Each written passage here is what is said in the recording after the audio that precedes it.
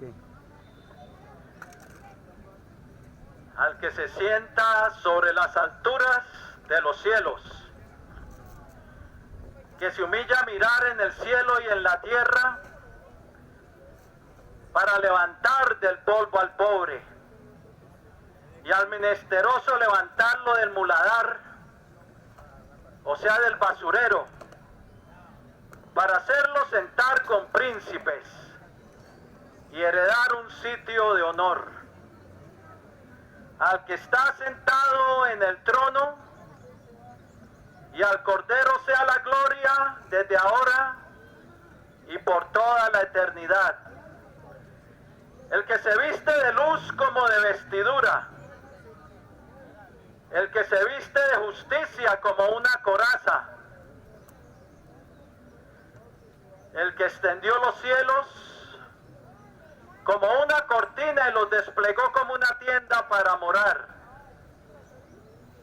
el que convierte en nada a los que se creen poderosos, el que convierte en nada a los poderosos de la tierra y hace como si fueran cosa vana, como un árbol que nunca ha sido plantado ni nunca ha sido sembrado. Así él soplará sobre ellos y dejarán de ser. El que midió las aguas en el hueco de su mano y los cielos con su palmo, los midió con el palmo de su mano derecha. El que dijo y fue hecho, el que mandó y existió, el que saca a su tiempo las constelaciones de los cielos, el que guía las estrellas de la osa mayor y de la osa menor, el que hizo la osa mayor y la osa menor, el que puede mantener juntas las Pléyades, o el que puede separar el cinturón de Orión, las estrellas del Orión, sí. ¿Quién sabe cuántas nubes hay sino nuestro Dios? ¿Quién es el que las carga de humedad para que la lluvia destilen de ellas? Él es el sabio que hace todas las cosas, y a él sea la gloria desde ahora y por todos los siglos de los siglos. Bien, queridos amigos y hermanos que me escuchan, hoy vinimos a traerles la preciosa palabra de nuestro Dios, la palabra del Dios viviente, que es lámpara a nuestros pies, para que no andemos en tinieblas, y lumbrera nuestro camino, para que sepamos hacia dónde vamos.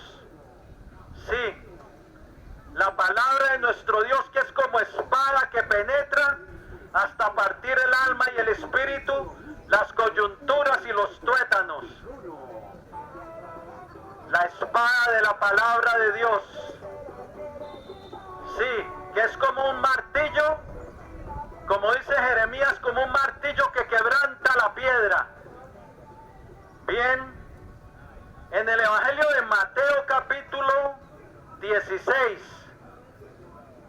versículos 13 al 18. Si tienes una Biblia ahí, un Nuevo Testamento, lo puedes abrir para que veas lo que dice la palabra de Dios. Y quiero compartirles algo sobre algo que pasó allí cuando el Señor llegó a un pueblo llamado Cesarea de Filipo. Y allí dice así, Mateo capítulo 16, desde el versículo 13 al 18, dice así la palabra del Señor.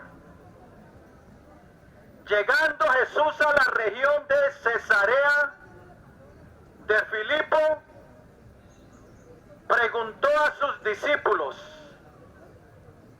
¿quién dicen los hombres que es el Hijo del Hombre?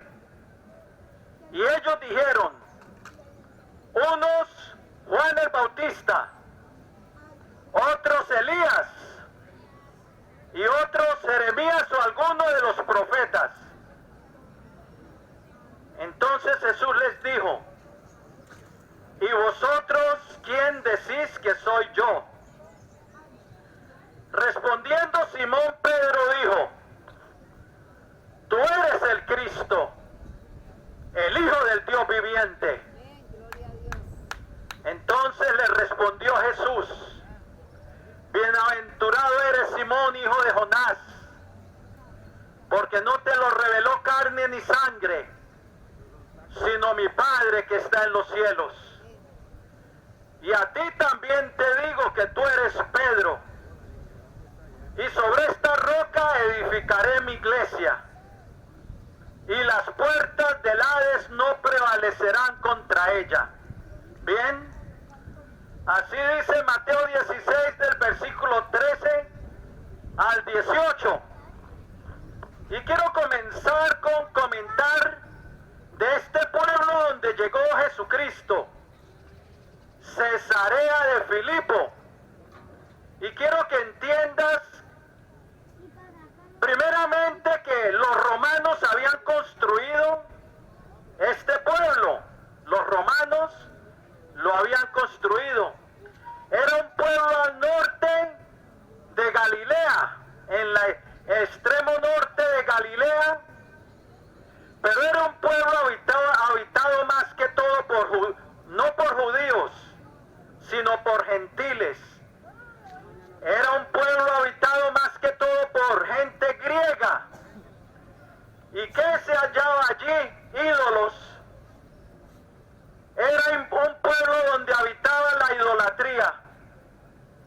Habían hecho un templo al dios pagano de los griegos, al dios que se llamaba Pan, dios de la naturaleza, dios pagano de los griegos.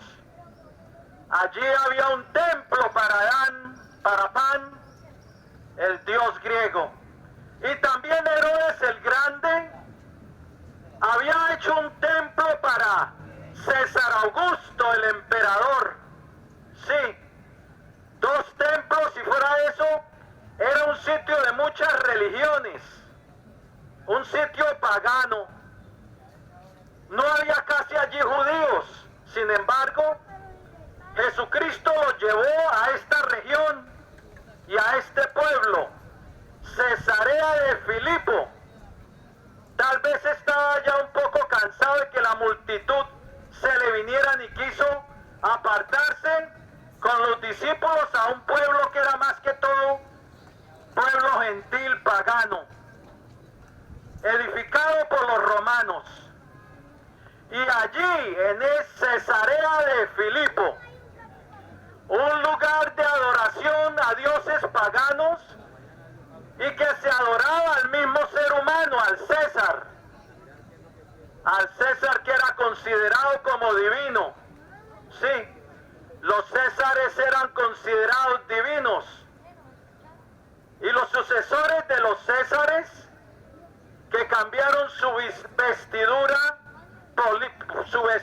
política por vestidura religiosa, los papas. Y el pueblo sigue con la misma adoración pagana, que los han elevado a un sitio casi divino.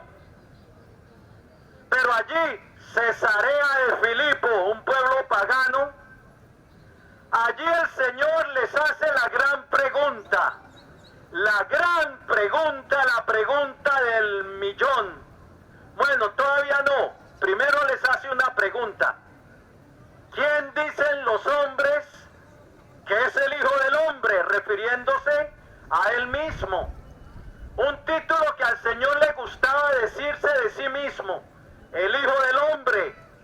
Como dicen, Daniel vio a uno semejante al Hijo del Hombre, refiriéndose al Señor. Y al Señor le gustaba usar ese título, Hijo de Hombre, porque era el que tomó forma de hombre, se hizo 100% hombre para salvar al hombre, para morir en la cruz a favor del hombre, pero que también era 100% Dios. Pero era un título que el Señor le gustaba, pues Él hablaba de sí mismo como el Hijo del Hombre. Entonces pregunta, ¿quién dicen los hombres que es el Hijo del Hombre? Entonces los discípulos respondieron rápidamente. Unos, Juan el Bautista, otros Elías, otros Jeremías o alguno de los profetas. Había aparecido la noción, esta doctrina falsa parece que se había metido entre los judíos, que tal vez había reencarnación o algo así. Porque Herodes el Tretarca dice en Mateo capítulo 14, que cuando oyó que Jesús hacía muchos milagros y él ya había matado a Juan el Bautista, dijo, este es Juan el Bautista que ha resucitado de los muertos y por eso operan en él estos milagros. Él pensaba que era Juan el Bautista resucitado y esa era una de las opiniones públicas, que era Juan tal vez el Bautista resucitado. Otros Elías, otros pensarían que era la profecía de Malaquías capítulo 4 versículo 5, donde dice el Señor en el último libro de la Biblia, en el último capítulo, perdón, del Antiguo Testamento, no de la Biblia, del Antiguo Testamento. En el último libro, Malaquías capítulo 4 versículo 5, dice, he aquí yo os envío el profeta Elías, antes de que venga el día grande y terrible de Jehová. Y él hará volver el corazón de los padres hacia los hijos y de los hijos hacia los padres. Una profecía que Elías, el profeta Elías, Dios lo iba a mandar otra vez al mundo. Y ellos pensaban que tal vez era el profeta Elías cumpliendo la profecía. Pero no, otros pensaban que era Jeremías, el profeta llorón, como se le conoce, el profeta cuyo corazón estaba quebrantado por el pecado del pueblo Israel y que clamaba a Dios por Israel. Pero había una opinión falsa pública que también Jeremías iba a volver. Entonces ellos le dicen, unos que decían que era Juan el Bautista, otros Elías o otros Jeremías o alguno de los profetas. Por lo menos decían que Jesucristo era un profeta. Pero entonces, o sea, le daban cierta honra al Señor, la opinión pública. Pero no, aunque le daban cierta honra al Señor, no tenían la verdad completa del Señor Jesucristo. Y el Señor Jesucristo, lo que le interesa es lo que piensan los suyos de Él, sus discípulos, su pueblo. Y entonces les dice, ¿y vosotros quién decís que soy yo? Fíjense donde les hace esta pregunta. Les hace esta pregunta, ¿y vosotros quién decís que soy yo? No se la hizo allá en Roma,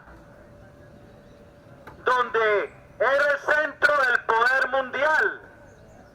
No la hizo en Roma, donde estaban, según los poderosos que controlaban el mundo. No la hizo en Atenas,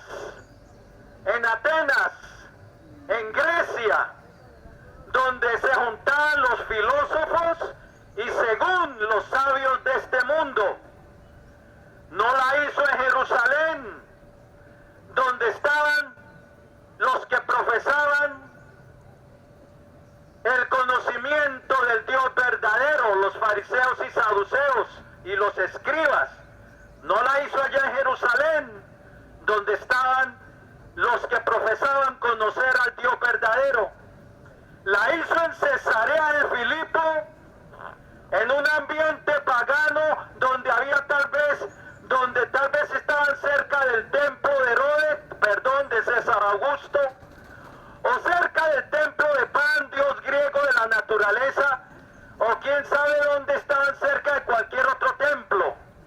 Ahí, en medio de las creencias de este mundo, les hace la gran pregunta, la pregunta del billón. ¿Y vosotros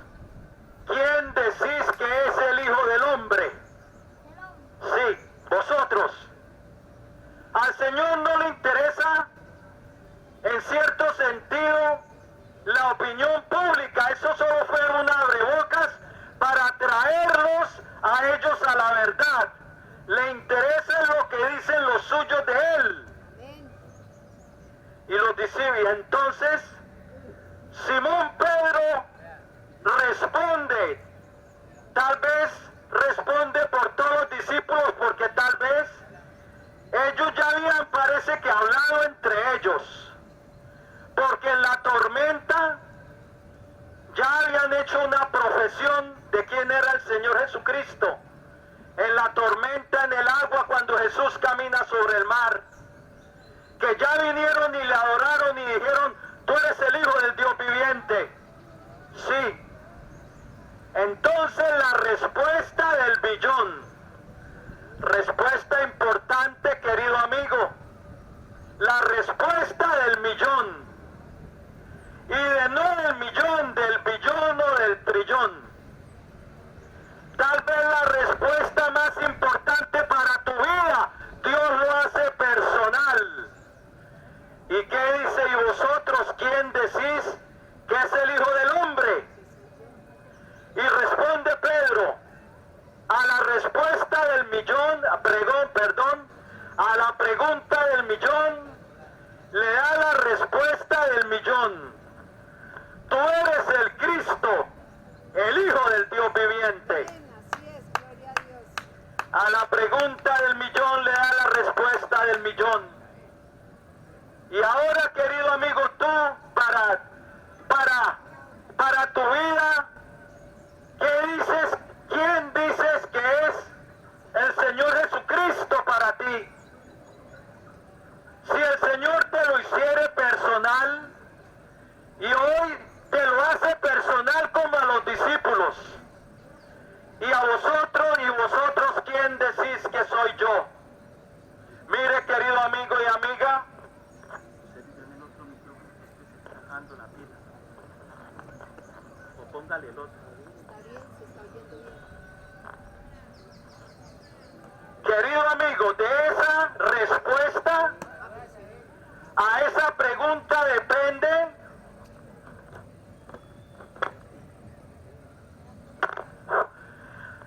la respuesta a esa pregunta depende tu destino eterno, de lo que tú crees que es, quién es el Señor. De ahí depende la vida o la muerte, el cielo o el infierno, el perdón o morir en pecado. De ahí depende entrar en la luz o seguir en las tinieblas, de lo que tú pienses que es el Señor. Pedro habla, tal vez él, como era el más impulsivo, tal vez él dio la opinión de lo que tal vez ya todos pensaban, y él no dudó en decirlo, tú eres el Cristo. El Cristo es el ungido de Dios, el que el Padre había puesto por rey sobre toda la tierra, de quienes los judíos esperaban que viniera. Su rey, el rey de Sión, el rey de los siglos, el rey de los santos, el rey eterno, el Mesías prometido, el Cristo. Pero Pedro va más allá, dice que no solamente él es el Mesías, el Cristo, dice tú eres el Cristo, el Hijo del Dios viviente. No solamente confiesa que es el Cristo, el Rey eterno, el que el Padre ha puesto como Rey sobre toda la tierra y que regirá las naciones con vara de hierro. Él va más allá y dice, el Hijo del Dios viviente, hablando ya de su divinidad. Y el Señor le dice, bienaventurado eres Simón, hijo de Jonás, porque no te lo reveló carne ni sangre, sino mi Padre que está en los cielos. Es que cuando Jesús hizo la pregunta, de una vez le vino la revelación del Padre, y él ya como tenía experiencia y había visto todo del Señor, no dudó, y abrió su boca y dijo, tú eres el Cristo, el Hijo del Dios viviente. Él ya no dudaba, y lo que le entró por revelación del Padre, supo que era de Dios. Mire, entre más caminemos con el Señor,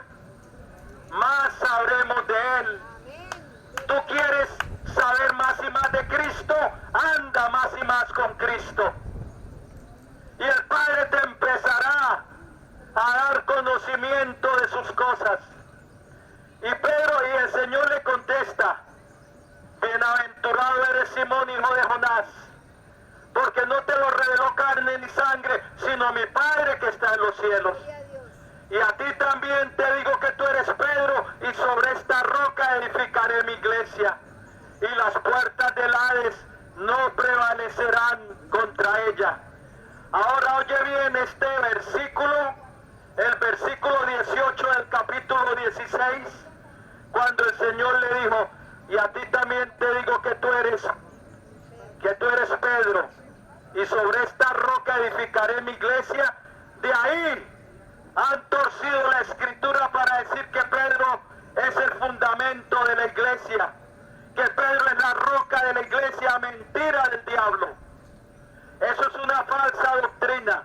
Sabes que cuando el Señor le dijo: pero a ti te digo que tú eres Pedro, en el griego es Petros. La palabra que se usa en el griego es Petros, significa piedra.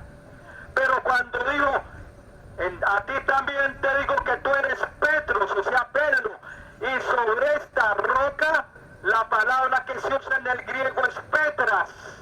Petras, que no significa piedra como Petros, significa roca grande. Y esa roca grande que se refería el Señor: y sobre esta roca grande edificaré mi iglesia, es o dos cosas, o refiriéndose a él mismo, que él es la roca. En el Antiguo Testamento se conoce a Dios como la roca. Deuteronomio 32:4 dice que él es la roca cuya obra es perfecta.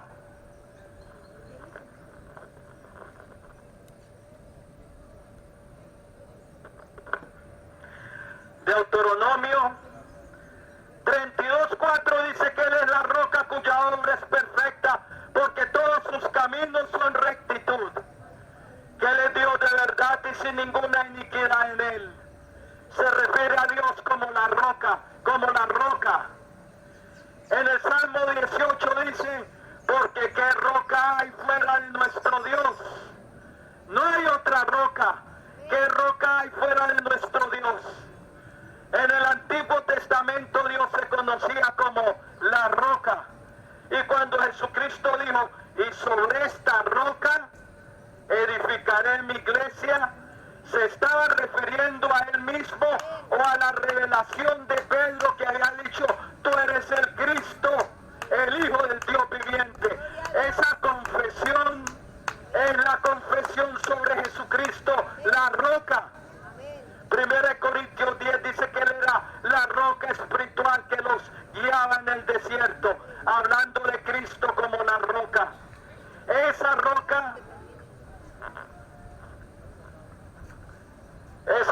es el fundamento de la iglesia.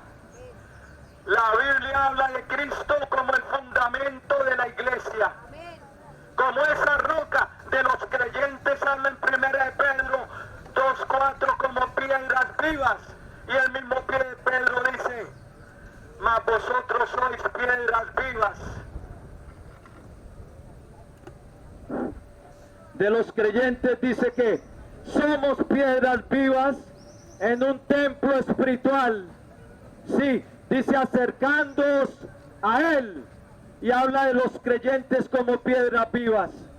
Los creyentes son piedras vivas en un templo espiritual, pero Cristo es la roca. Gloria a Dios. Amén. No es Pedro. Si Pedro fuere la roca, ¿qué fundamento tan chimbo estuviéramos poniendo? ¿Qué fundamento tan débil? Porque Pedro negó al Señor. Sí. Y luego Pablo lo reprendió en la iglesia de Galacia. Lo puedes ver en Gálatas capítulo 2. Pablo lo reprendió.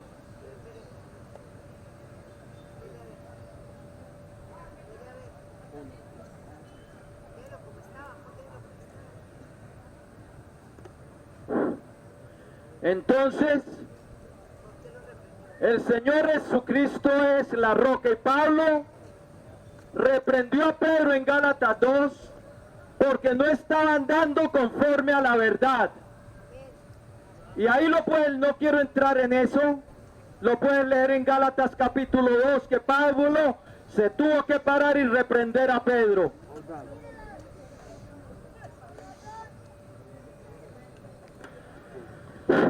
Sí. Entonces, Pedro en ninguna manera es la roca.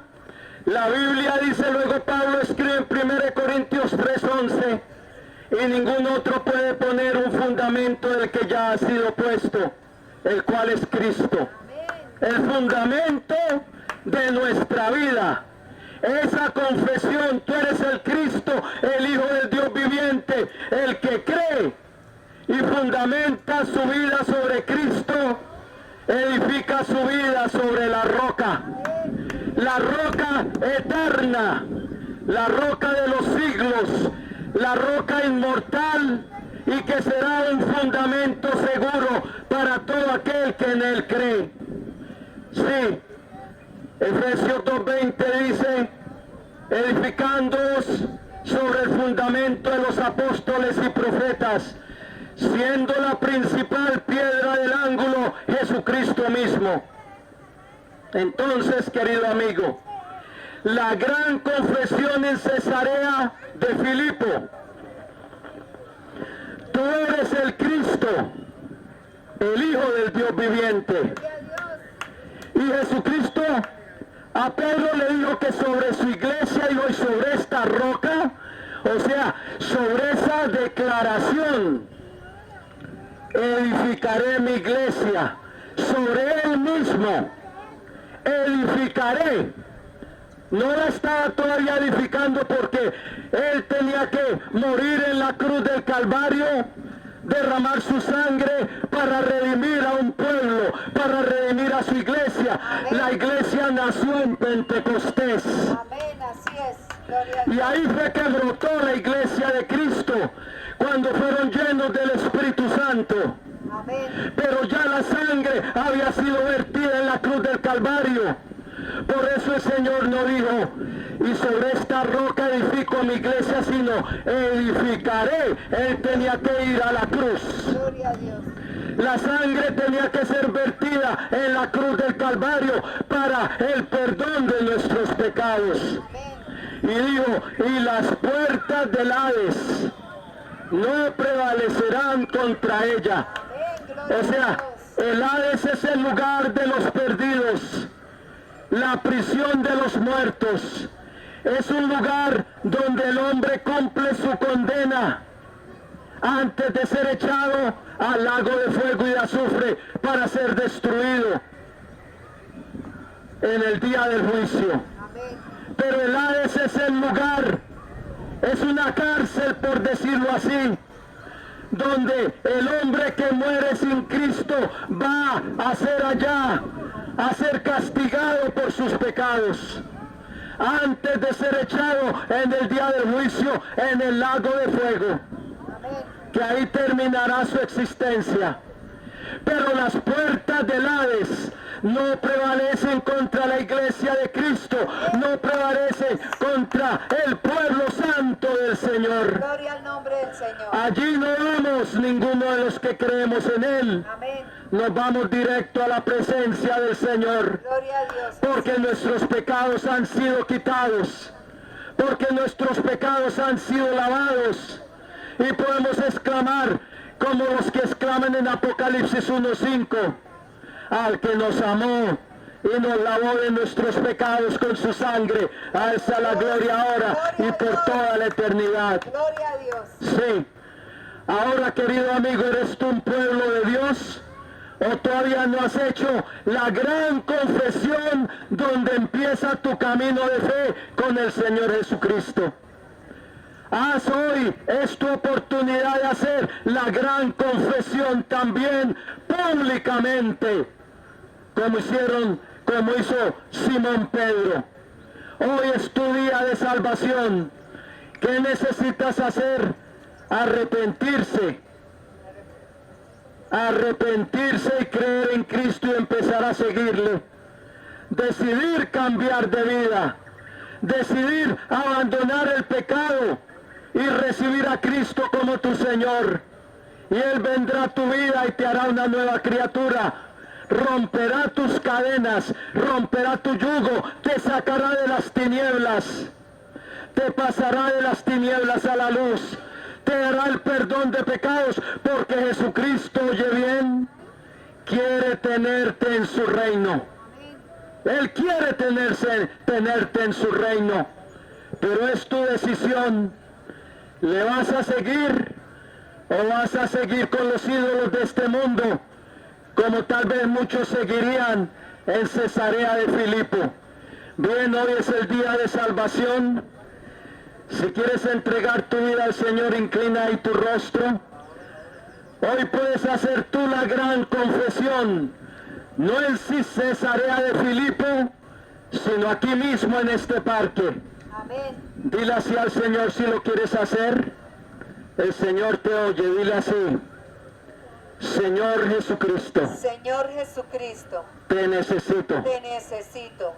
Reconozco Reconozco que he pecado que he pecado y que he hecho lo malo y que he hecho lo malo delante de ti. delante de ti. Pero creo, Señor, Pero creo, Señor, que tú eres el Hijo del Dios eterno, tú eres el Hijo del Dios eterno, del Padre de la gloria, del Padre de la gloria, y que derramaste tu sangre que derramaste tu sangre en la cruz del Calvario en la cruz del Calvario para el perdón de mis pecados. para el perdón de mis pecados. Creo que tú resucitaste triunfante de entre los muertos Creo que tú resucitaste triunfante de entre los y muertos que vives para siempre. y que vives para siempre. Y ahora, Señor, Y ahora, Señor, yo me arrepiento. yo me arrepiento. Quiero una nueva vida. Quiero una nueva vida. Te recibo en mi vida Te recibo en mi vida como mi Señor, como mi Señor, como mi Dios como mi Dios y como mi Salvador. como mi Salvador. Lávame en tu sangre Lávame en tu sangre de todos mis de pecados todos mis pecados. y perdóname, Señor, Perdóname, Señor. y escribe mi nombre Escribe en mi nombre en tu libro de la vida en tu libro de la vida. y salva mi alma. Salva mi alma. Renuncio a Satanás Renuncio a Satanás y a los poderes de las y a los tinieblas poderes de las que tinieblas estén operando en mi que vida, estén operando en mi y vida. someto mi Y vida someto mi vida y la rindo a ti, y la rindo a ti, Señor Jesucristo. Señor Jesucristo. Gracias, Padre Santo, Gracias, Padre Santo, por haber enviado a tu Hijo al por mundo haber enviado a tu Hijo al mundo para salvarme, para salvarme, para darme tu perdón para darme tu perdón y tu regalo de vida y tu eterna. regalo de vida eterna. Hoy yo recibo tu salvación Hoy yo recibo tu salvación en el nombre de tu Hijo en el Jesucristo. nombre de tu Hijo Jesucristo. Padre Santo, Padre Santo, envíame tu Espíritu Santo, envíame tu Espíritu Santo, llena mi vida llena mi y vida, dame una nueva vida. dame una nueva vida. En el nombre de Jesús En el nombre de Jesús te lo pido te lo pido y te doy gracias. te doy gracias. Amén y amén. Gloria a Dios. Gloria al Señor. Si entregaste tu vida al Señor, felicitaciones. Has pasado